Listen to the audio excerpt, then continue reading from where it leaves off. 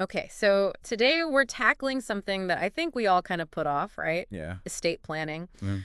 But we're going to make it fun, I promise. Okay. We've got this great book, The Cat Gets the Couch, Oh, I love that book. and a bunch of articles to help us explore this whole world of estate planning. Cool.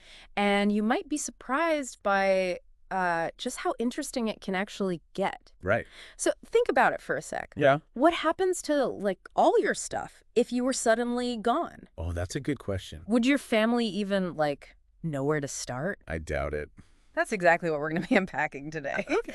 You know, it's funny how a lot of people think that estate planning is just for, like, rich people. Right, like celebrities and Yes, millionaires. exactly. Yeah, but it's really about making sure that your wishes are actually followed no matter how much you have, you know? Yeah. Without a plan, like a court could end up deciding who gets what. Uh-huh. And that might not be what you would want it at all. Right. And the book makes this point with this funny but kind of thought-provoking metaphor, you know? Okay. Like, if you don't have a will, Yeah. it really could be your cat Oh, no. inheriting your favorite couch Okay. while, like, your family's left fighting over who gets the, like, coffee mugs. Coffee mugs. Yeah. Oh, that would be bad. Exactly. And that kind of stuff can actually lead to, like, real family drama, you know? Yeah, Even legal battles. totally. It's about being proactive and, like, taking control so you can avoid potential chaos and conflict down the line. Yeah, I mean, it's better to be safe than sorry, right? absolutely. And, you know, The Cat Gets the Couch has some pretty wild examples of Yeah. what can happen when estate planning, like, goes wrong. Oh, I know. Tell me about it. There's this story about this millionaire Okay. who left everything to his pet parrot. What? A parrot? Yeah, you know, like, everything. Wow. And remember the woman who left her house to her cats? Oh, yeah. I remember that one. They actually got to, like, choose the next owner. Oh, could you imagine trying to get a mortgage from a cat? Right. That must have made for some interesting interactions, to say the least. Yeah, I bet. Talking about headaches, the book also talks about this guy who tried to leave his entire fortune to his favorite bar, but, like, without saying what they should do with it. Oh, that's a problem. And they ended up buying a yacht. A yacht? Yep, a yacht. Not exactly what he had in mind, I'm sure. Yeah, that's a big estate planning fail. Mm-hmm. These cases, I think they really show just how important it is to have really clear, specific instructions. You know, Absolutely. you don't want your well-intentioned plans to, like, totally backfire. Totally. And it's not just about, you know, these eccentric cases. Yeah. The book even mentions a family that ended up in, like, a full-blown feud over, wait for it, Over what? a toaster. Oh, come Yeah, on, a that is- toaster. A toaster. I guess it could have been a really nice toaster. Maybe. I mean, these stories, they're funny, but, you know, they really show that even small items can become, like, a point of contention if there's no plan, right? Yeah. Just shows how important it is to, like, address everything, every little detail, just to, like, minimize the chances of any surprises or disputes later. Okay, so we know why estate planning is crucial. Right. But where do we even, like, begin? That's the big question, yeah. The Cat Gets the Couch kind of breaks it down into some key steps. Okay. And they actually make it sound kind of fun. Oh, good. They talk about these 5 binders 5 binders. as a way to get organized. Oh, tell me more about these binders. I love a good binder. Me too. Yeah. So you have a binder for medical information Okay.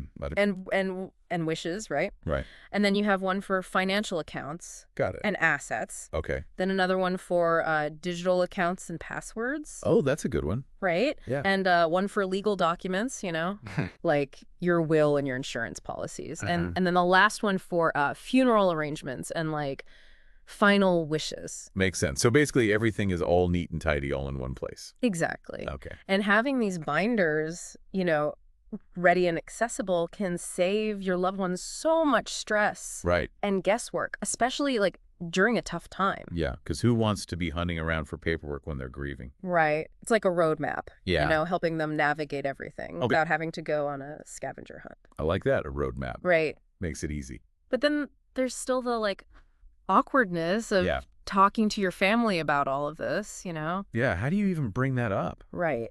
It's not the easiest conversation. No, it's definitely not. The Cat Gets the Couch acknowledges that too. Good. But it also offers some tips on how to, like, approach it. Oh. Starting early is key. Okay, so don't wait till the last minute. Definitely not.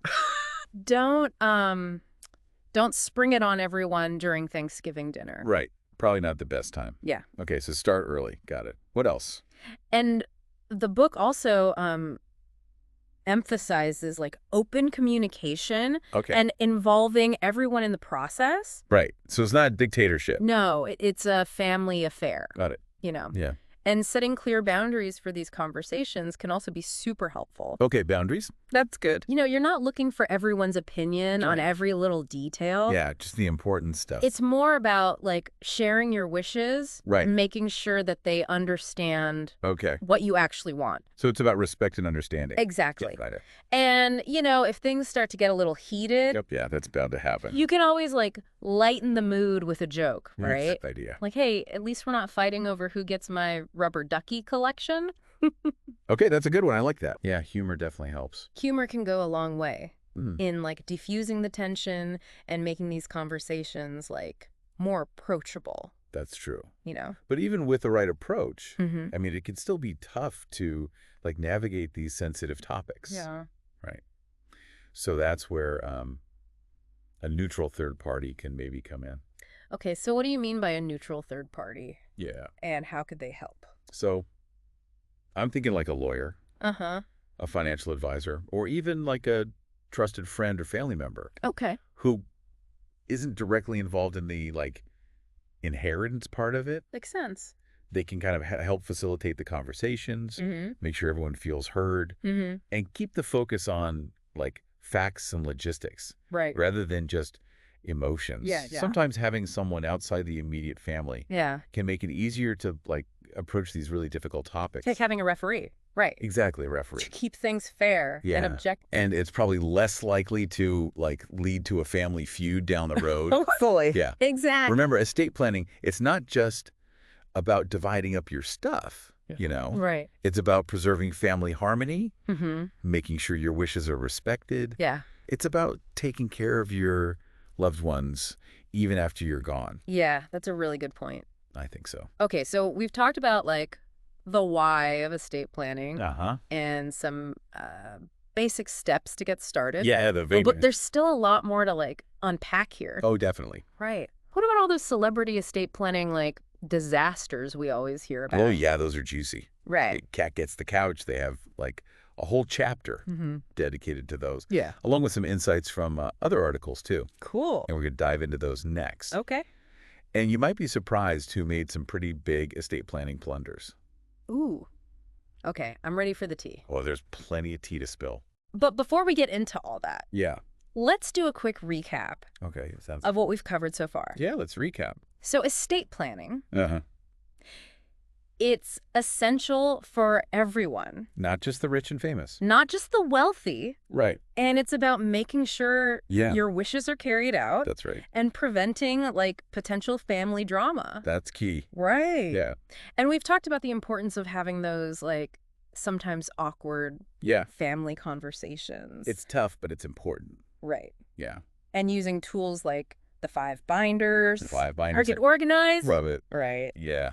And we touched on the role of a neutral third party Referee. in facilitating those conversations. Makes a big difference. Right. We're- So stay tuned, Yes. because next we're diving into the world of celebrity estate planning mishaps I can't wait. and see what lessons we can learn from their mistakes. Yeah. It's going to be a wild ride.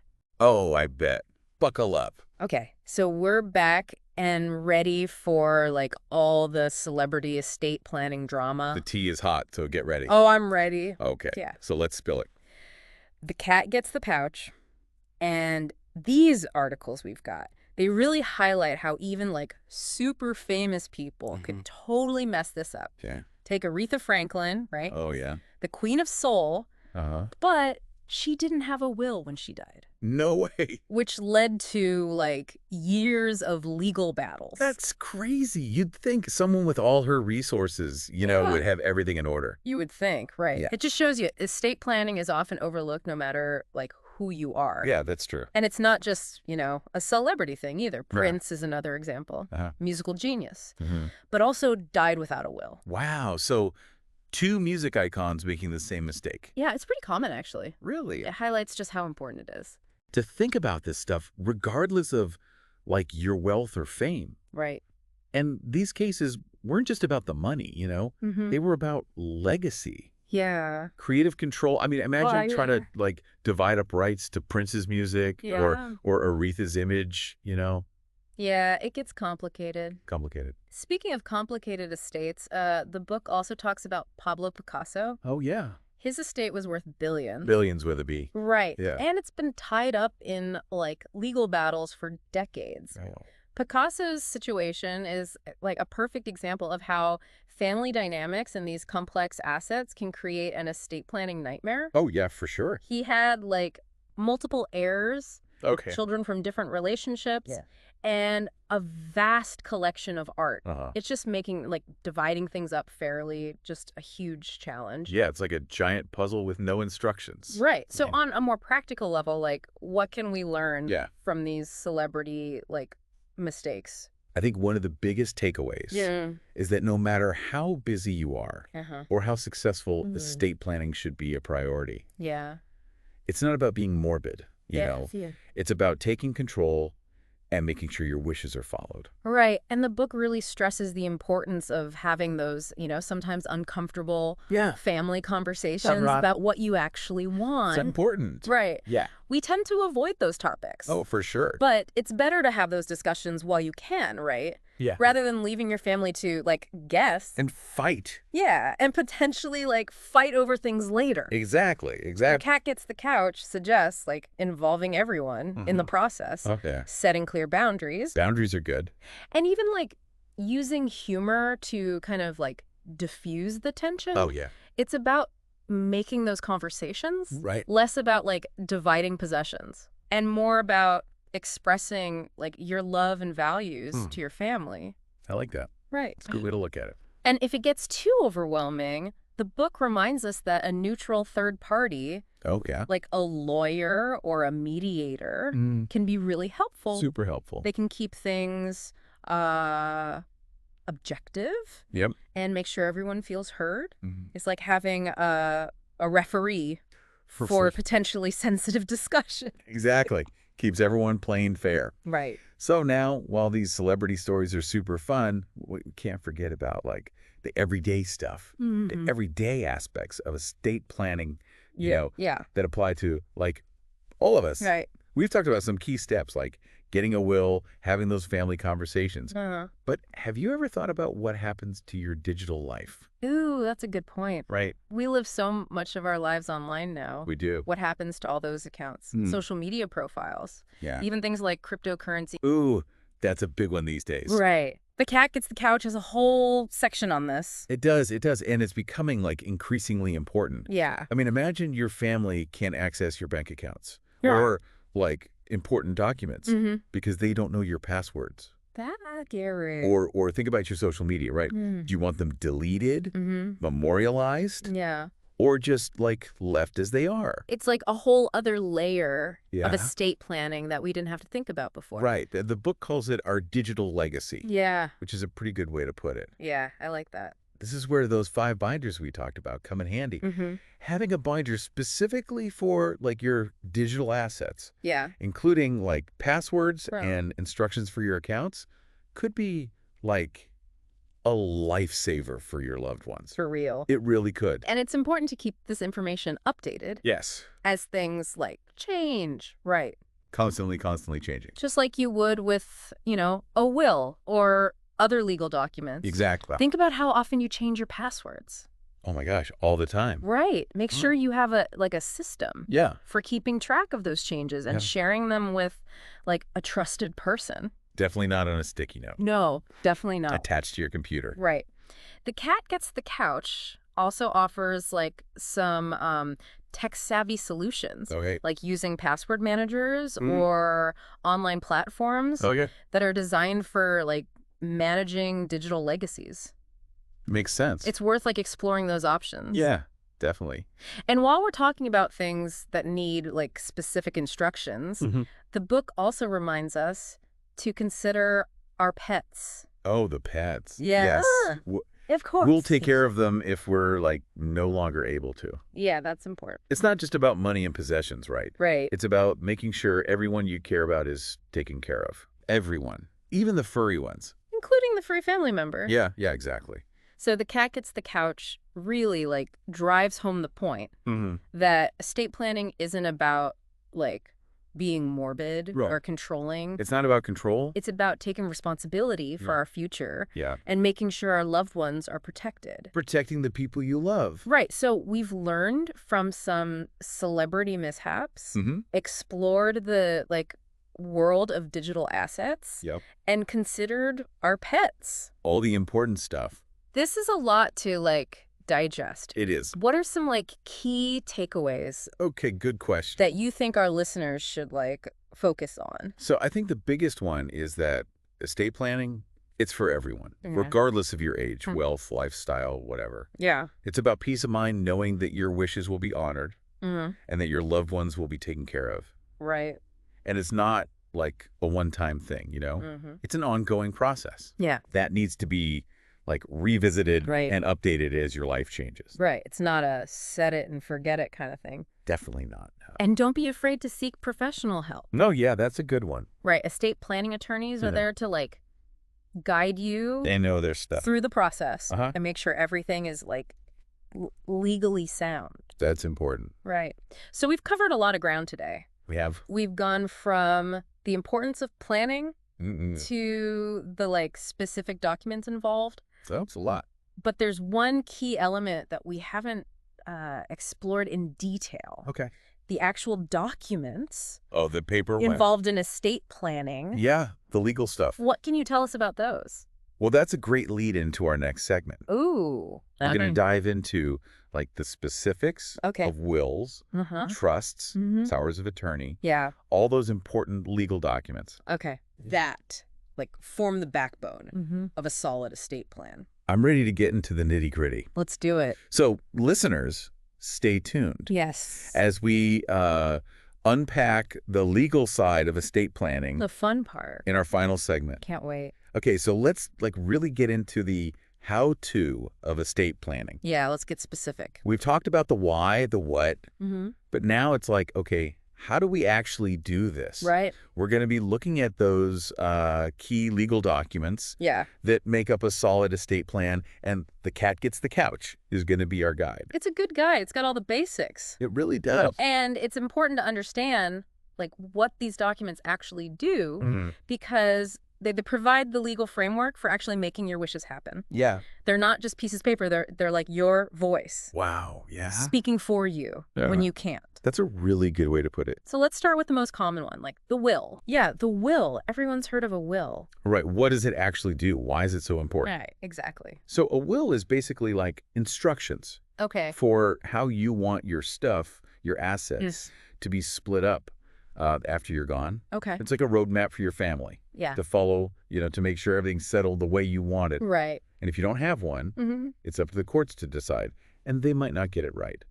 That makes sense. So a will basically ensures that, like, your hard-earned stuff goes to the people and, you know, the causes that you care about. Exactly. But what about those situations where, like, someone is incapacitated and can't make decisions for themselves? Right. Like, what happens then? Right. The Cat Gets the Couch mentions something called a power of attorney. Ah, yes. Power of attorney. Very important. So what is that exactly? So a power of attorney, it lets you choose someone to make decisions for you if you can't do it yourself. Yeah. This could be because of, you know, illness, injury, or even if you're just, like, out of the country. Okay, so it's like having a trusted friend or family member step in. Yeah, like a backup. And handle things, like, when you can't. Exactly. But are there, like, different types of powers of attorney? Yeah, there are a few different kinds. Okay. So you've got one for finances that lets someone manage your money, pay bills, you know, that kind of stuff. Okay. And then there's one for health care.